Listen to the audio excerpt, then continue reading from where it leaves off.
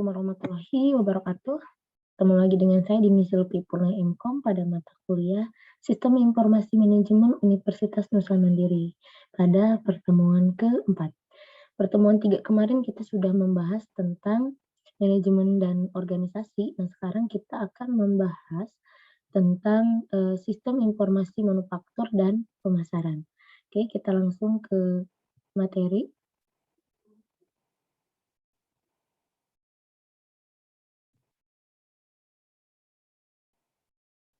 Oke.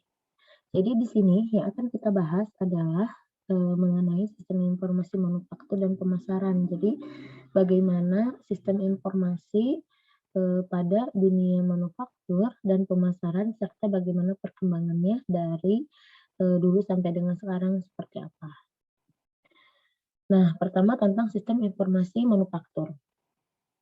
Merupakan sistem yang digunakan untuk mendukung fungsi produksi yang mencakup seluruh kegiatan yang terkait dengan perencanaan dan pengendalian proses untuk memproduksi barang atau jasa. Jadi di sini melingkupi atau meliputi sistem untuk memproduksi, ya kan? Jadi dari bahan baku menjadi bahan jadi. Jadi dikendalikan sistemnya dengan namanya sistem informasi manufaktur. Nah, model sistem informasi manufaktur di sini ada dari sisi input, database, dan dari sisi output sistem. Nah, untuk input sistemnya di sini berasal dari sistem informasi akuntansi untuk internalnya, terus sistem industrial engineering, dan sistem intelijen manufaktur. Masuk ke database diolah, nanti outputnya adalah sistem produksi, sistem persediaan, sistem kualitas, sistem biaya, dan nanti akan digunakan oleh user atau pemakai. Nah, istilah yang digunakan dalam sistem informasi manufaktur yang pertama ada reorder point, satu sistem yang berdasarkan keputusan pembelian berdasarkan titik pemesanan kembali. Nah, di sini ya, reorder point ini sistem yang didasarkan pada titik pemesanan kembali, biasanya berdasarkan pada stok, ya kan. Jadi jika stok sudah ada di ambang minimal, gitu kan, maka dia akan melakukan reorder kembali barang yang tersedia. Yang kedua ada MRP, yaitu Material Requirement Planning, yaitu sistem yang dapat dipakai untuk merencanakan kebutuhan berbagai bahan baku yang diperlukan dalam proses produksi. Jadi di sini sistemnya itu merencanakan apa aja bahan baku yang diperlukan pada produksi, misalnya di inputnya, di sini ordernya, forecast-nya, ya kan, di sini terus ada BOM-nya, inventory-nya, gitu kan. Di sini ada master production schedule, jadi di planning nih ordernya kapan, dan seterusnya. Nah, di sini berdasarkan dari kebutuhan dari planning atau rencana. Nah, nanti keluarnya itu adalah PO, material plan, ya kan, work order, dan report, jadi laporan. Jadi memang MRP ini memang berdasarkan pada kebutuhan dari bahan baku yang diperlukan untuk produksi. Nah, selanjutnya ada MRP 2 atau Material Research Planning juga sama. Nah, ini sistem yang memadukan MRP dengan penjadwalan produksi. Kalau tadi hanya planning bahan baku saja, kalau ini dipadukan dengan penjadwalan produksi dan operasi pada bengkel kerja. Jadi sistem ini hanya untuk memperkerjakan mesin secara efektif. Jadi biar mesin itu efektif, jadi dijadwal. Nah, di sini materialnya, penjadwalan produksinya ini juga dipadukan dengan penjadwalan atau planning dari bahan baku agar lebih efektif dan efisiensi, intinya gitu. Nah, selanjutnya ada just in time, ya. Di sini satu pendekatan yang menjaga arus bahan baku melalui pabrik agar selalu dalam keadaan minimum dengan mengatur bahan baku tiba di bengkel kerja pada saat diperlukan dan tepat pada waktunya. Nah, ini sama, ini juga ngeplan ya, ngeplan bagaimana, agar bahan baku tetap aman. Jadi bahan baku misalnya bisa sampai tepat waktu di pabrik, bahan baku bisa digunakan semaksimal mungkin gitu kan, dalam keadaan minimum dengan mengatur bahan baku, yang tepat waktu ya kan di saat, di pabrik sedang melakukan produksi, kayak gitu. Nah, selanjutnya ada CIM. Nah, di sini komputer integrated manufacturing. Nah, satu sistem yang menggabungkan berbagai teknik untuk menciptakan proses manufaktur yang luas, cepat, dan menghasilkan produk yang berkualitas tinggi. Nah, ini menggabungkan robotika dan eh, si eee, CAM control mesin. Nah, kalau di sini memang yang biasa digunakan pada pabrik-pabrik besar ya. Jadi di mana semua proses, bahan baku menjadi bahan jadi itu ya menggunakan robotika, tetapi tetap ada SDM-nya yang mengatur atau mengontrol mesin gitu, kayak dia ngatur apanya gitu kan, packing-annya dan seterusnya gitu. Jadi, robotika berikut dengan SDM-nya kayak gitu. Jadi tidak hanya full, mesin saja. Nah, penggunaan komputer sebagai bagian dari sistem produksi fisik. Nah, di sini kita akan ngebahas bagaimana penggunaan komputer saat ini sebagai bagian dari sistem produksi fisik. Ini biasanya ada di pabrik-pabrik besar ya. Jadi, nah ini yang dipakai. Yang pertama ada si AD, Computer Aided Design. Ini sistem yang menggunakan komputer untuk merancang satu produk manufaktur, misalnya merancang mobil, kapal, pesawat terbang, dan sebagainya. Gitu kan? Nah, ini namanya si AD. Oke, ada lagi CAE, Computer Aided Engineering, sistem yang dirancang untuk menganalisa karakteristik dari satu desain dan dipakai untuk mensimulasikan kinerja produk berbeda-beda untuk mengurangi pembuatan prototipe. Nah, kalau ini memang semacam prototipe atau mock-up yang berbentuk 3D, jadi bisa dilihat secara 3D ya. Nah, ini di sini adanya di sistem CA gitu kan. Jadi sistem yang merancang, karakteristik atau mendesain, ya kan, yang disimulasi, ininya produknya itu dengan, eee, produk desain. Jadi berbentuk 3D nanti desainnya. Nah, selanjutnya ada, CAM ya, Computer Aided Manufacture. Sistem berbasis komputer yang digunakan untuk mengontrol suatu proses produksi. Nah, ini dikontrol produksinya, kan. Ya tadi, jadi kayak semi semi robotika, ya kan. Jadi ada, yang menjalankannya memang mesin atau robotika, tetapi tetap ada SDM yang mengontrol. Selanjutnya ada CAPP, sistem yang digunakan untuk merencanakan urutan, proses untuk memproduksi atau merakit suatu komponen. Nah, di sini, si APP ini dirancang, urutan prosesnya. Jadi kayak misalnya dari mulai, desainnya, terus nanti, proses planning knowledge-nya, manufaktur knowledge-nya, terus ada pembarkodan, ada pemrosesan, ada pemodelan, nanti menghasilkan satu, eee, proses atau produk ya kan yang dihasilkan dari, proses planning tersebut. Nah, selanjutnya ada robotika, melibatkan penggunaan robot industrial, alat yang secara otomatis melaksanakan tugas tertentu dalam proses manufaktur. Nah, ini memang, robotika ya. Jadi di di semua pemrosesan gitu kan, itu dilakukan menggunakan, robotika. Nah, ini juga sama ya di pabrik-pabrik besar nih, ya kan, apalagi perusahaan-perusahaan asing. Nah, kita masuk ke sistem informasi pemasaran. Ya, kalau tadi sistem informasi manufaktur, sekarang masuk ke sistem informasi pemasaran.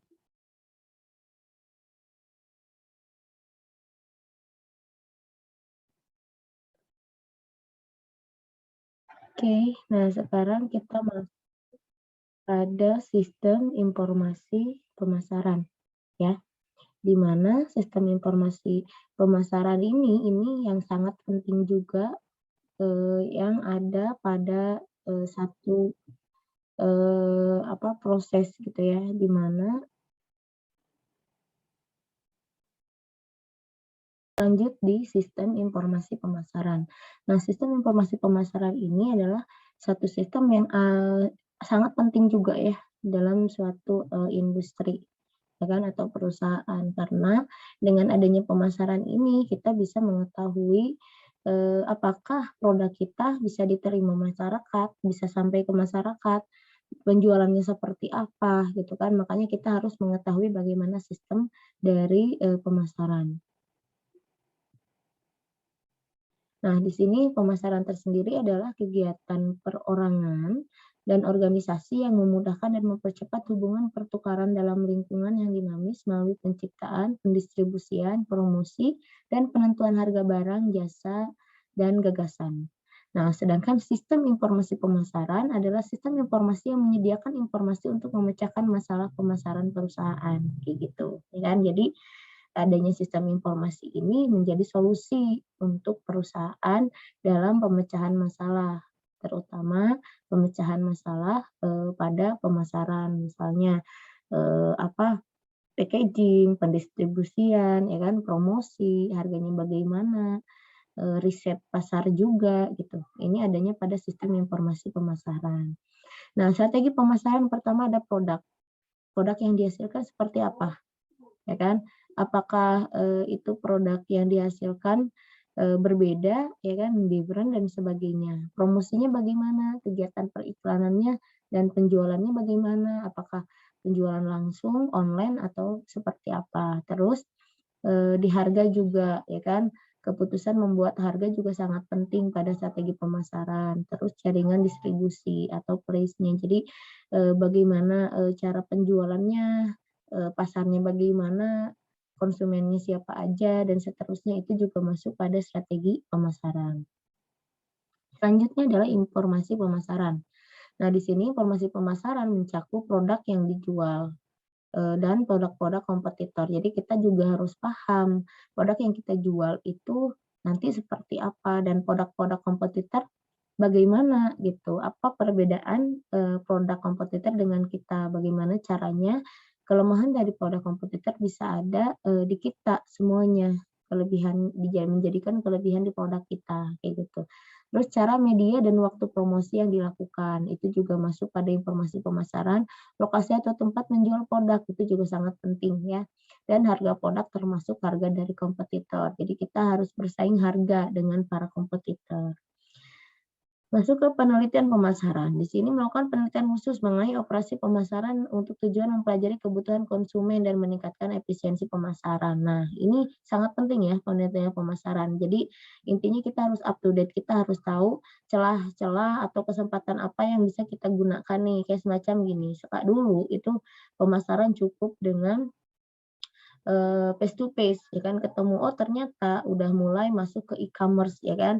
Nah sekarang e-commerce jenisnya macam-macam, ada marketplace misalnya di Shopee, di Lazada ya kan, buka lagi di Bukalapak dan seterusnya gitu. Ternyata sekarang pemasaran pun sudah bisa dilakukan misalnya melalui TikTok nih ya kan, terus Instagram dan seterusnya. Jadi memang, hal ini terus berkembang dan bagaimana caranya kita melakukan pemasaran di, tempat-tempat atau di media-media yang memang sering digunakan oleh semua konsumen. Misalnya bagaimana kita melakukan pemasaran yang orang itu bisa diklik di handphone tanpa harus, buka laptop, tanpa harus buka website dan seterusnya. Oh, bagaimana nih teknisnya gitu kan agar si produk kita bisa masuk di, konsumen itu secara langsung tanpa harus, ribet gitu. Nah itu, jadi ini juga butuh, penelitian di dalam pemasaran, intinya seperti itu.